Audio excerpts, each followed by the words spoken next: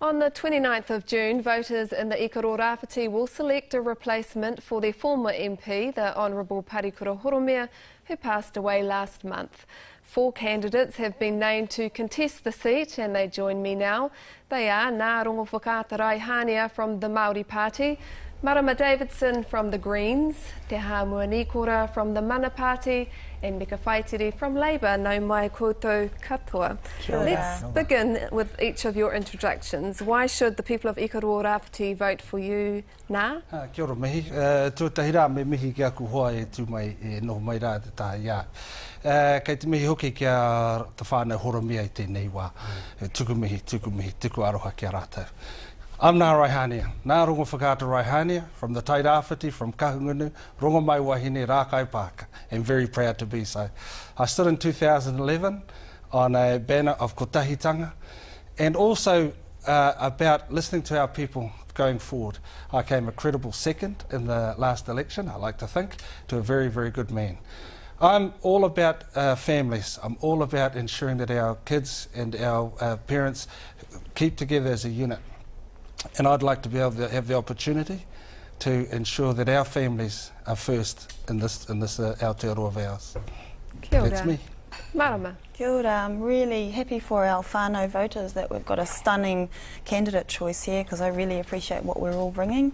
I've been a strong political voice as a wahine for our kaupapa Māori issues, and I've campaigned both on the ground and have taken those politics to higher levels and debated them among some hostile environments, including political commentators and MPs. So I'd like to think that I've stood on the side for our whānau who think they haven't always been heard and represented correctly, and it's a smart new politics that I'm hoping to take from the grassroots to the beehive. So kia ora. Kia ora Marama. Te Hamua. Tēnā koe. Hoi no kei te mihi atu au ki ngā maunga katoa te Tai Rawhiti nōku wera, ki ngā awa katoa te Tai Rawhiti nōku anō hoki wera, ki ngā hapu me ngā iwi katoa o reira nōku wera. Hoi no me mihi ka tika ki Uncle Para. Kei te tautoko i ngā kōrero a te matua nei.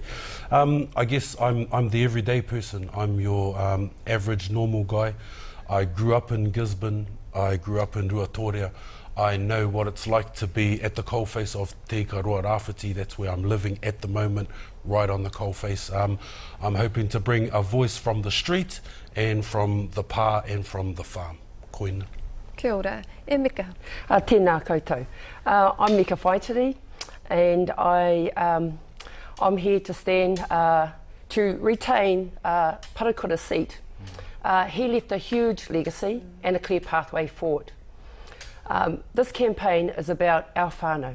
This campaign is about our jobs, and this campaign is about our voice. Look, I'm a proud mum of 2 teenage boys, and I've had to raise them hard as a single wage earner.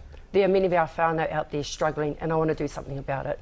Jobs, there are no jobs. Too many of our people are leaving our shores to find work. I want to do something about that. Our voice, we've been ignored in Ikaroa Rawhiti, and I want to do something about that. This national-led government and its coalition parties have failed the people of Ikaroa Rawhiti. We want a change in government. We need a strong voice who knows the issues on the ground, who knows how Wellington works and gets things done. On June 20, vote Meka Whaitiri. Kia ora, Meka. Right, politics can be a dirty game, and many an MP has fallen on his sword after history's caught up with him. So here's your opportunity to disclose anything that you think the voters should know about you. Time starts now. I don't have any skeletons in my closet. If I'm guilty of one thing, it's falling in love with a woman on the 7th of August 1986, and that's me. Simple as that. Meka, can I just go with you, because my understanding is that your brother was on the voting panel in last week's Labour candidacy. Is that right? Did he have a voting right? The Labour Party candidacy selection was one of the hardest I've been in. We had 3 selection huis and 3 venues over 680 kilometres. How did he get that role? There were 700 people involved in the selection process. The last one, there was about 400 people there. He was one of 3 nominations that came off the floor, and he got the majority votes. It was a democratic process in action. Do you think you were unfairly advantaged having your brother there vote you in? Look, the Labour Party practices democratic votes. 400 people, 3 candidates came from the floor, and, you know, Robert got the vote. What were the final numbers? Look, I don't know.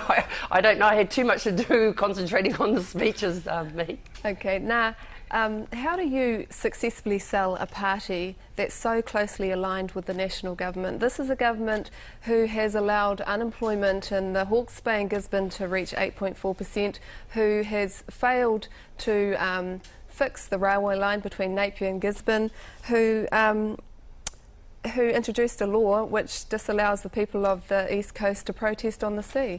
How do you sell that party? Those policies are National Party policies, not Māori Party policies, and I'm in agreement with all of these, my cohorts here around the train.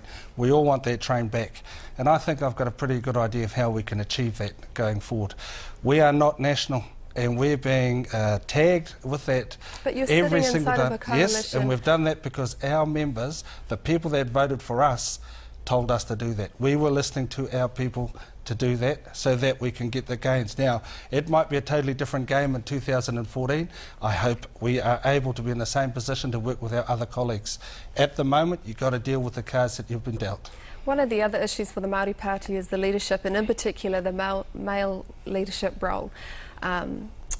Peter Sharples, Tūroro Flavel, who do you back? Oh, the only leadership I want to talk about right now is about Ikaroa Rawhiti. We don't have a leader right now. There's a vacuum, there's a vacant spot. What's important is about the issues in Ikaroa Rawhiti. The issues that and I know you're going to press me again, oh, no, because the truth of that is... But isn't it fair that the voters who may share their vote with you get to know which direction the party is going? Is it going to be a Peter Sharples-led party, or will it be a Te Ururo Flavel? Where will your vote go? Oh, I won't be voting on either of those things. I'll be listening to the people. It's our members that make that decision, not Ngā Raihania. But personally, where would you go? I don't have. Do you think it's time for new blood? I don't talk about it in that sense because I've got to get into the seat first. So I don't want to preempt anything yet. I'll be just doing my best to lead Ikaroa Rawhiti. Okay.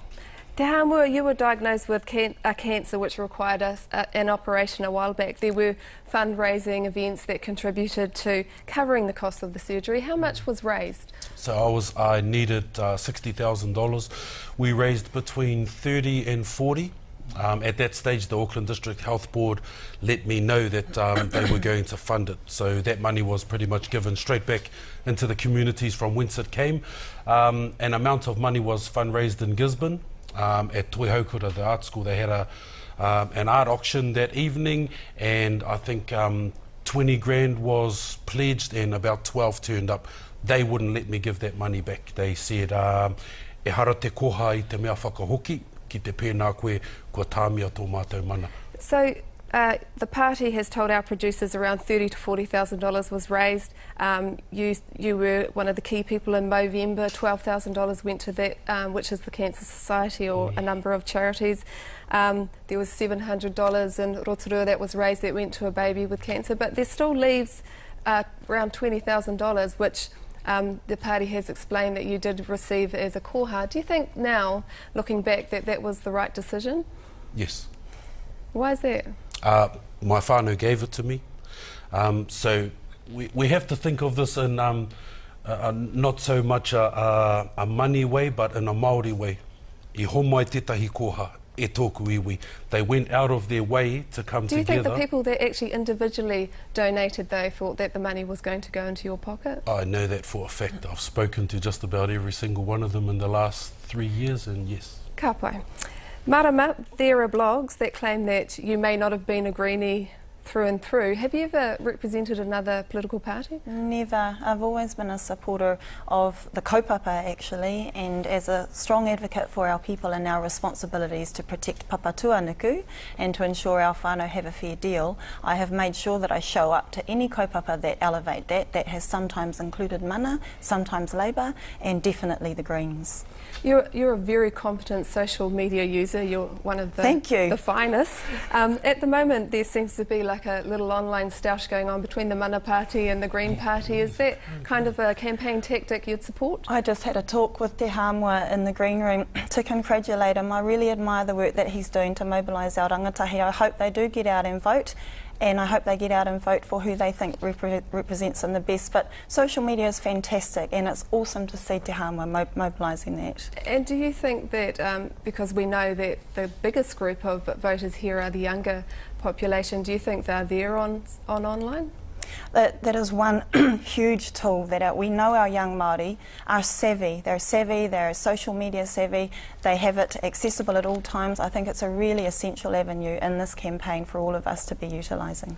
Well, thank you for getting to know us in part one. We're going to come back for some good, robust debate around some issues after the break.